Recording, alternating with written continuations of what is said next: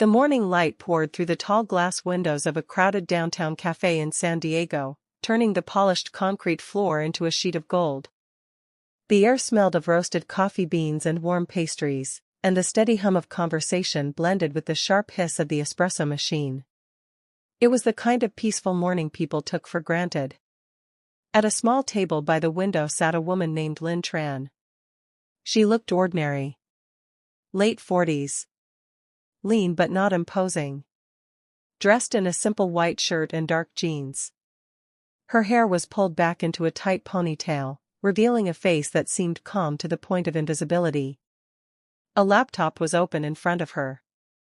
A leather tote bag rested on the chair beside her. Her phone lay on the table within easy reach. To anyone scanning the room for a quick opportunity, she was an easy mark. But Lynn was not working the way most people worked. Every few seconds, her eyes lifted from the screen, not obviously, not nervously, just a subtle shift. She noted the exits. The distance to the counter. The narrow hallway leading to the restrooms. The man pretending to read but watching reflections in the window. She catalogued everything without appearing to notice anything at all.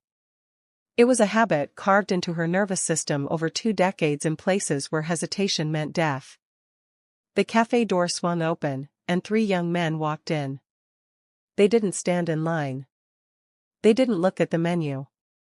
They looked at the room. The one in front was tall and sharp-featured, his eyes constantly moving.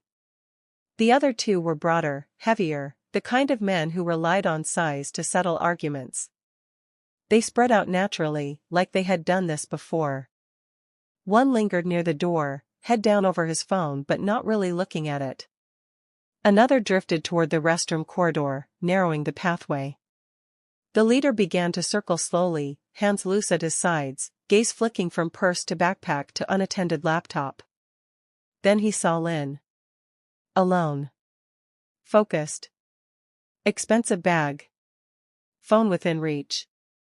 He gave the slightest nod. The distraction came fast. The bulky one near the hallway suddenly stumbled into a waitress carrying a tray of cups. Porcelain shattered across the floor. The crash cut through the cafe like a gunshot. Head snapped toward the noise. Gasps rippled through the room. In that split second of chaos, the leader moved. 3 silent steps. His hand shot toward Lynn's bag strap. He was quick. But she was quicker. The moment the tray hit the ground, something inside her shifted. The part of her mind drafting emails shut down. Another part, older, sharper, battle-tested, took control. She didn't look surprised. She didn't even look up.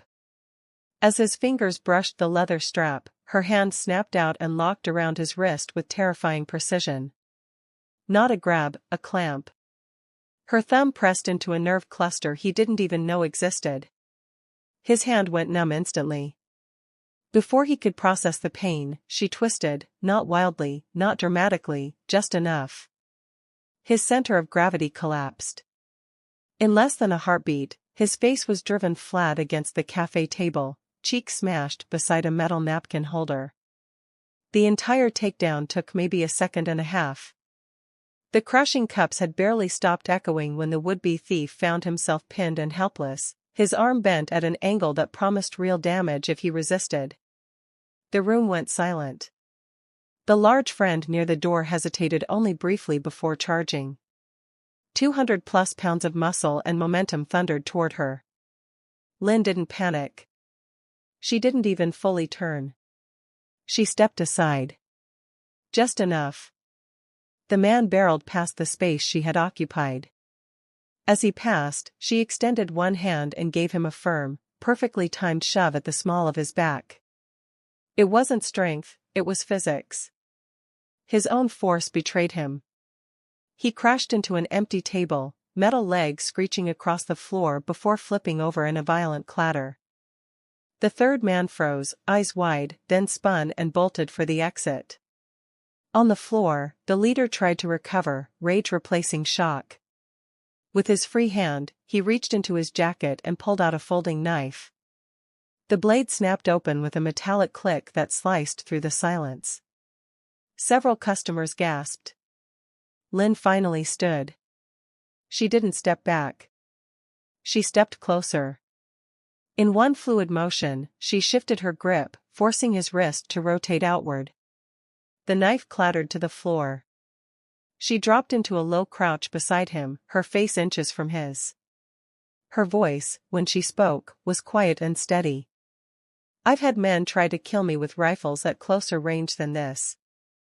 His breathing turned ragged. "I've disarmed explosives with less time than it took you to plan this little stunt." Her eyes held his, not angry, not wild, just flat and certain. "Do you really think that toy scares me?" Something in her gaze broke through his bravado. It wasn't fear of arrest. It was something deeper. Primal.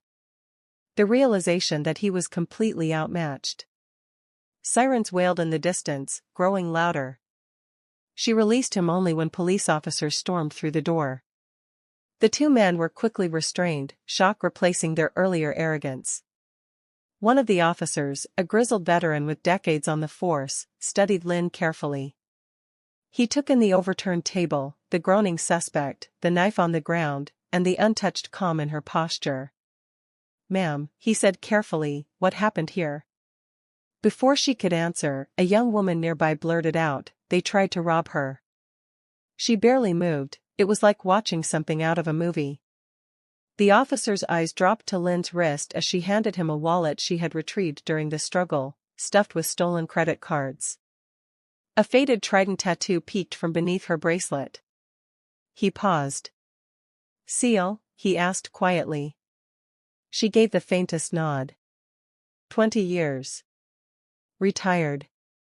His tone shifted instantly, edged with respect. "That explains it." As statements were taken and the criminals led away, an elderly man approached Lynn, clutching the wallet she had recovered. His eyes were wet. "That picture inside," he said, voice trembling. "It's my wife. She passed last year." "Thank you." For the first time, Lynn's expression softened. She placed a gentle hand on his shoulder. "I'm glad it's back where it belongs." The cafe slowly returned to life, but the atmosphere had changed. People looked at her differently now, not as background noise, not as an easy target, but as something solid and reassuring. She sat back down, closed her laptop, and took a slow sip of the fresh coffee the manager insisted she accept on the house. Outside, the city moved as if nothing had happened. Inside, everyone knew they had just witnessed 15 seconds that shattered assumptions. They had seen 3 predators walk in confidently, scanning for weakness. They had seen them learn, too late, that strength does not always announce itself. Sometimes it sits quietly by a window, appearing ordinary, until the moment it decides not to be.